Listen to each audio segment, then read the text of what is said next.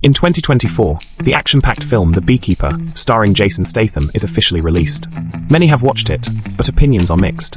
Some think the plot is lacking, while others enjoy Jason's non-stop action. Today, FilmX will give a simple rundown of the plot from Jason's perspective, ensuring everyone can easily understand. Firstly, The Beekeeper isn't just about keeping bees. It's a code name for a covert organization set up by the US government to handle underground operations. Jason is a member who, after retiring, lives in the countryside keeping bees as a cover. However, when the nation needs him, he returns to action. He thought he could live peacefully, but an unexpected event occurs.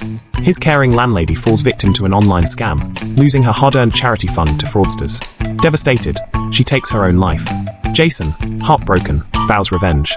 He contacts the Beekeeper organization, finds the scam company's address, and swiftly arrives at their office. He takes out the guards effortlessly, then pours petrol in the office, scaring the employees away. The boss tries to stop him, but Jason ignores him and deals with his henchmen, leaving them no chance to fight back. The boss is left stunned. Jason, seeing his cowardice, doesn't hit him but attaches a bomb to the petrol can, linking it to the office phone. If someone calls, it will explode, causing the boss to flee. After Jason leaves, a potential victim calls, triggering the bomb and turning the building into rubble. However, this brings more trouble for Jason. The major shareholder behind the scam company learns of this and sends the boss and his men to eliminate Jason. These thugs recklessly destroy Jason's beehives, releasing his carefully nurtured bees. Furious, Jason turns on all the warehouse appliances. When the thugs arrive, Jason lures them in, causing them to waste their bullets. They start searching for him, and Jason seizes the opportunity to take them down one by one, using the warehouse machinery to finish them off without giving them a chance to surrender. He then captures the boss, cuts off his finger with a saw, and sets the warehouse ablaze.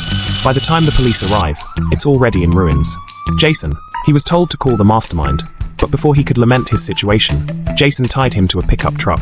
Terrified, the boss immediately began to beg for mercy, but Jason had already started a pre-prepared pickup, driving it into the water with the boss.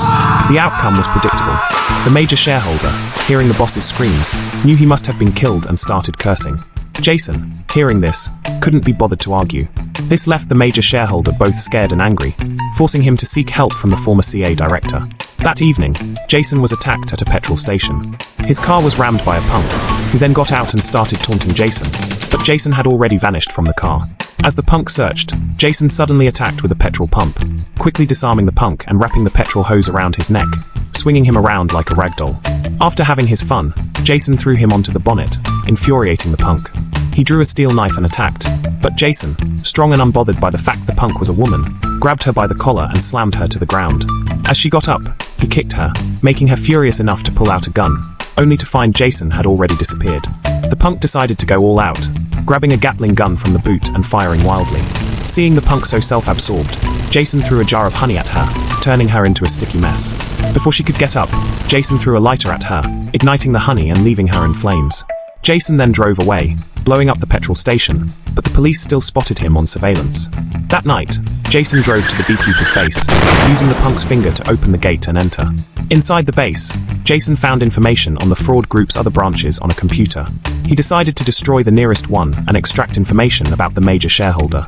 However, the major shareholder and the former director had anticipated this, sending the FBI and Marines to stake out Jason. Jason boldly approached them, and during their conversation, he suddenly broke the captain's arm and skillfully fought off the FBI, who couldn't retaliate. Jason even seized their guns, defeating those who fought unfairly, showcasing his agile combat skills. Afterward, Jason entered the company, ready to take on the Marines. Unaware, the company head was still brainwashing employees when Jason appeared among them. He threw an employee out and warned the others to get out of here quickly, otherwise they would end up like the person he threw. At this moment, the Marines rushed over. Jason immediately grabbed a hostage and used him to cover himself and evacuate the scene. The Marines opened fire immediately after seeing this, but they missed Jason, who was very agile, and he managed to escape from the office. The Marines quickly started searching, but Jason, who was hiding in the vent, attacked and knocked down 2 of his team members. Jason then turned off the power in the corridor and waited for the right time to launch a second attack. Jason killed the Marine with the captain's gun and then started fighting with the captain. But this guy was afraid of losing, so he took out his weapon and shot him with every move. They were all very ruthless. Jason almost hit him with an axe. Jason was so angry that he just fired a cannon and then hit the captain hard.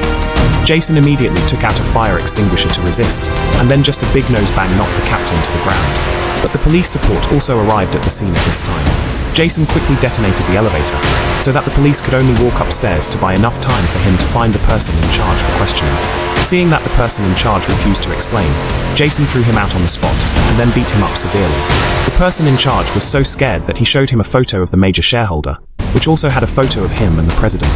Sometimes when there is imbalance, you have to replace the queen. Even if the major shareholder is the president's son, the female president comforted her son not to worry because there were a lot of special police in the courtyard, and helicopters were patrolling the air non-stop.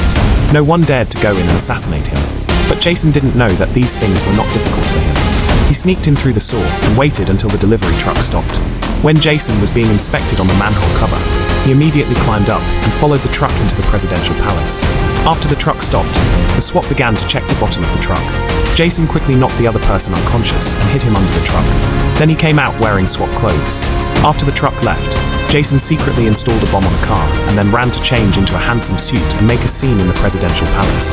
Now he pretended to be caught by the police and then secretly detonated the bomb in the dialogue room. Jason wanted this kind of grandiose action. This was the only way to make the major shareholder spend the rest of the panic thinking that it was Jason's punishment for killing the landlord. On the path of revenge, Jason killed a lot of inconsiderate people, and he didn't leave any trouble for himself. It was very satisfying. After the incident, Jason continued to move on, but was attacked by a yellow-haired man. Jason used broken glass to destroy the yellow-haired man's face. The yellow-haired man was so angry that he struggled to free himself from his restraints and attacked wildly with a knife.